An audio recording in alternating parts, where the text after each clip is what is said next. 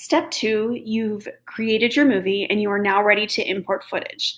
The first thing you need to do is you need to click on the upper left side where it says My Movie. If you do not select My Movie and you can see the Import Media button, you are not going to be able to import footage. It will not work. So make sure you click My Movie and then you can import media. Now, we're not going to click on this button to import media. You're going to open the folder that has your footage, and you are going to select all of the footage and you are going to drag it in. It is going to pop up with a box that says validating files for import. It might take a couple minutes, and then you'll see that your footage is loading.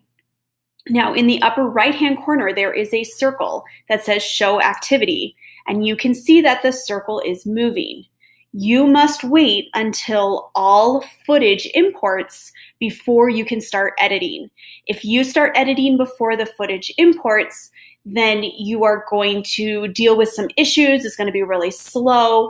It's not going to work very well. So it's actually just faster to click on the circle, let the footage import, and then you can start editing. Now, before I do anything else, now that my footage is imported, I am going to hit the Projects Back button in the upper left-hand corner. And once I click on that, it's going to ask me to rename my movie.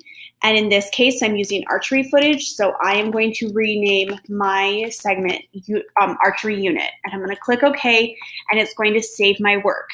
Once I am back on this home page, then I can close out of iMovie. If I close out of iMovie before I'm back on this page, my work may not load, my work may not save, I might lose all of the work that I've already done. So before you do anything, you must get back to this home page. If there is still a circle up in the upper right-hand corner and I quit iMovie, and then it's not going to finish importing my footage, or it's not going to finish saving or exporting my video. So always make sure you're on this page, there's no circle, then you can go ahead and close iMovie.